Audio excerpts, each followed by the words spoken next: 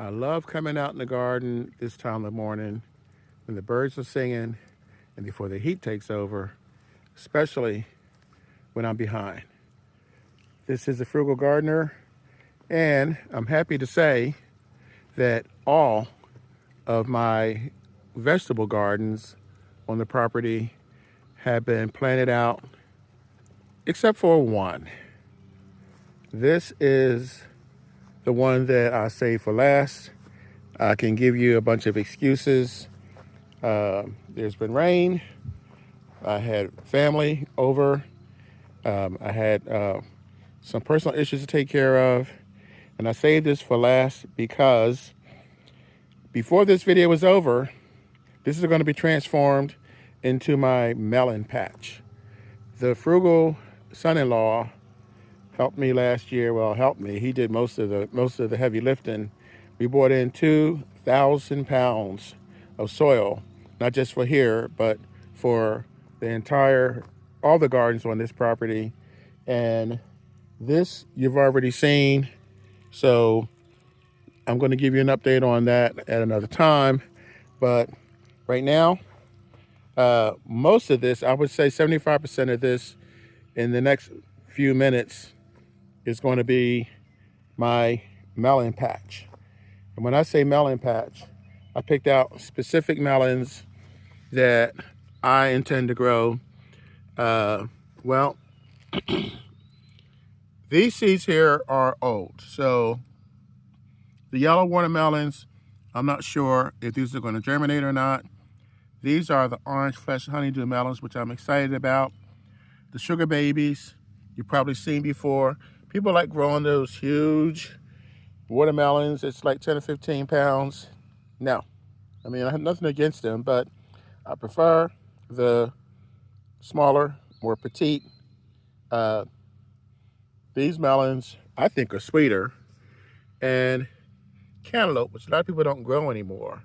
So at the end of this video, or towards the end, I have this mystery envelope back here. It's not turned backwards by mistake. It's done on purpose because I'm growing something new, something exciting, something pretty big. And I'll show that, guys, to you last. So I'm going to get started. A lot of this has got to go. There is an onion here that I'm going to try and save, but I'm really going to work on trying to preserve this area here. These are bush beans that the bugs were taking over, but then I don't know what happened. They just either went away or got eaten, because I have been trying to make this area more bee friendly, and it's working. There's a bee there, but what I think is going on here is I think that the birds have come in and have eaten the bugs, and now these have bounced back. I mentioned in a previous video that I'm allowing these flowers to grow because the flowers attract the bees. Now, I do have to tend to, first of all, this has got to come off, at least temporarily. And these are elephant garlics. You can see where the tops have come through, and these have also got to go because these are sucking the energy out of the garlic that's growing in the bottom. I did the same thing in another area of the garden. I'll show it to you in a minute, but these have got to go. This is going to stay. So pretty much from here on over, I would say 3/4 of this area is going to be melons, and the rest is going to stay. So my arsenal for today over here looks a little bit of a mess, but this is what I'm going to be using. This is basically potting soil mixed in the back, and this is black cow. I use this a lot. I call it compost. It's actually cow manure. Bone meal. This is 10-10-10 tomato and vegetable. This is supposed to feed for 3 months. That is what's in here. The reason why it's in this container is to keep it from getting wet. I don't have to worry about leaving it outside. And I have a label inside, so this way I know what I'm using in case my memory fails me. You always want to stay hydrated, so I brought some water with me. So this is going to go down. The nutrients are going to go down. Today, it's all going down. And before you know it, we're going to be growing melons in here. And the only thing that's left for me to do is to tend to them and keep them watered. So let's go. These are the eggshells that I was just talking about. I normally boil these to kill any bacteria, any parasites. If you have any concerns about salmonella, after I boil these, I put them on this sheet tray, baking tray, and I put them in the oven to dry them out. Some people just skip the boiling step and they just put them in the oven. Either way will work. There's actually 3 ways you can work. You can actually microwave these. Some people don't bother. Excuse me. They just use them as is. I say do that at your own risk. With the problems we've had in this country with eggs, as a precaution now, that's the steps that I take. I boil them, dry them, and then I pulverize them, because everything in this garden can use calcium, but this calcium is going to be for this area here. This is roughly 4 feet by 8 feet. This section here is, this garden widens out to about 5 feet wide and 20 feet long, but this area here is a little smaller. And I used this last year to grow red Russian kale, and also grew potatoes in here before. I actually just found a lavender plant, which I obviously will be leaving. So included in this, which I'm going to rake this out, and I'm going to add the nutrients to it. The reason why I'm not being specific with the nutrients is because I'm going to probably overplant this area with melons. This melon patch is going to have more melons than probably what it should. Not sure if all of them will show up or not, but that's one reason why I'm adding extra nutrients to the soil. And in order to help me with that, to save me money, I am adding, these little bags here you see, that's coffee grounds. So the coffee grounds are going to go in. I mentioned this earlier.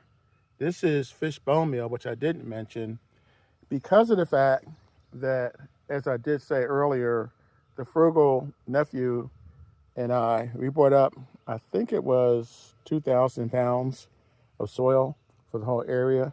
A lot of that went here. So this soil is basically only a year old. So what I'll do is just give it a little bit of all the nutrients that it needs to get things kick-started. And then as things mature, when things start coming out of the ground, then I will probably eyeball it, or maybe even test the soil and see what else it needs. These have got to come off. I'll show you what I did and why with these in a second, but it's actually going to be beneficial. So we're almost done, but I wanted to take a minute to show you guys what I promised. Well, these are some of the wildflowers that I planted last year, actually, but that's not what I want to show you. I want to show you the elephant garlic that I have on the other side of one of my gardens. This is the raised garden built by my son. Well, he helped me. And we filled this and started using this summer before last. I'm not going to go into whatever else is in here, but I brought you over here to show you the elephant garlic. This is where I cut off the tops that were blooming. And this was weeks ago. So if you thought originally, like I did, that it would kill the plant, it actually helps the plant, because all that energy that was going into the tops, the flowering of these elephant garlic, that energy is now going down into the soil, into the garlic, and you'll have bigger cloves.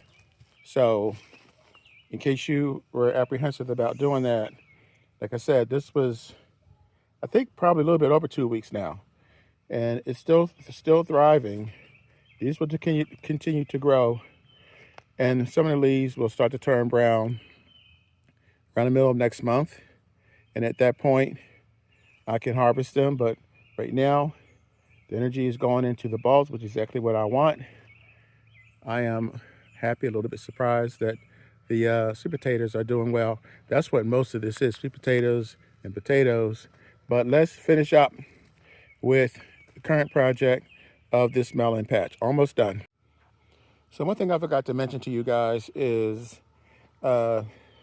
minerals that I sometimes use, and this is one of them. This is vermiculite. There's also perlite, and this is what it looks like. It's basically all natural. It's rock. It's pulverized, and this has been riding around in my trunk for I don't know how long. So I decided to add it. The reason why I use this is to help hold moisture in the soil and to help the soil from being compacted.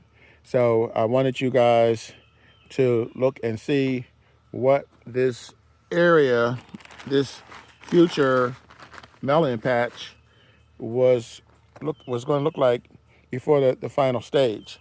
So I did dust this area over here because these beans are still growing, and the elephant garlic is still growing.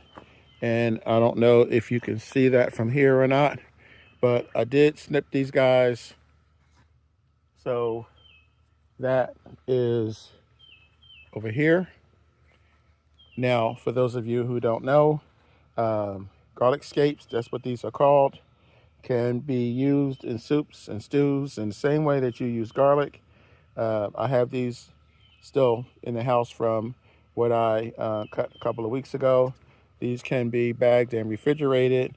I obviously wash them off first, and that's another freebie, another benefit that you will get from growing garlic.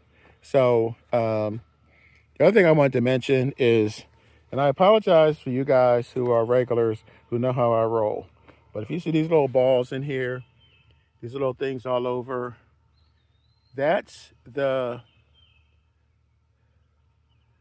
from the coffee grounds.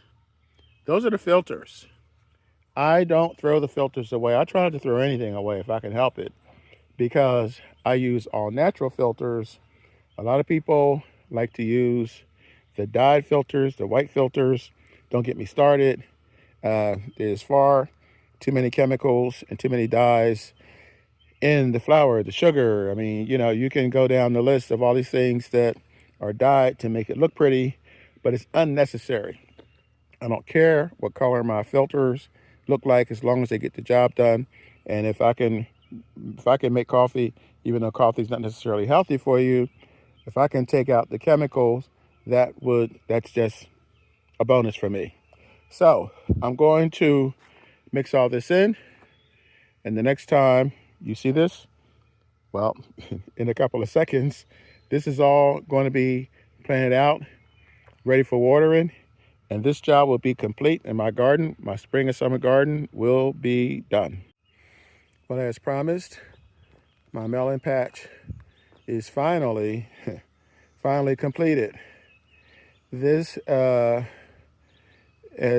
taken me a while, and one of the reasons why I'm doing it this way is because years ago I planted melons in ground, and I fenced them off to protect them from the deer. and I didn't check them. So finally, when they grew and I went to check them out, half of them, more than half, had been eaten by the pest from under the ground. And I never knew, nobody that ever looked, ever knew, ever saw it, because they came from underneath. So I'm making sure that I keep this area open, or at least accessible, so I can get into it easily. I'm still going to fence it off to keep the critters out, but I'm periodically going to check this. And I'm also thinking about using pieces of wood to elevate it off the ground. So what we have here is what I showed you earlier. These are the traditional cantaloupe, but they're saying jumbo. We'll see how jumbo they are. And these you recognize, I mentioned before, sugar babies take up less space and they grow faster. So most of these I planted about a foot apart. There are a lot of gardeners that will tell you to plant them further apart, but I'm taking a bit of a risk because I'm trying to get the maximum amount in the minimum amount of space. And so here is, this is another variety of cantaloupe. And this, fingers crossed, say a prayer, this is my petite yellow watermelons, but those seeds are kind of old. And I haven't always kept them in a cool, dark space. So wish me luck. I don't know what's going to happen with those, but I have high hopes for this. A lot of people don't grow honeydew, but my family likes it, and I'm going to put labels out here, and also I'm going to put the dates on these, because if you harvest them too early, trust me, you will be disappointed. If you wait too late, you're going to lose the flavor. It's going to be mealy, and again, you'll be disappointed. So I promised you guys at the beginning of this video that I was going to plant something extra, something special, something different, and this is it. Winter squash, pink banana winter squash. I planted 4 seeds. We'll see how many of these germinate. And these things, I'm told, I've read, can grow up to 3 to 4 feet long. If they grow half that size, I'll be happy. So again, I'm going to crush these eggshells up, and I'll add them to this soil here. I may add some more to the rest of these, but this job is finished. I'm done. I'm complete. I hope you stuck with me the whole time. I hope this gives you guys some inspiration, and that you'll plant some melons.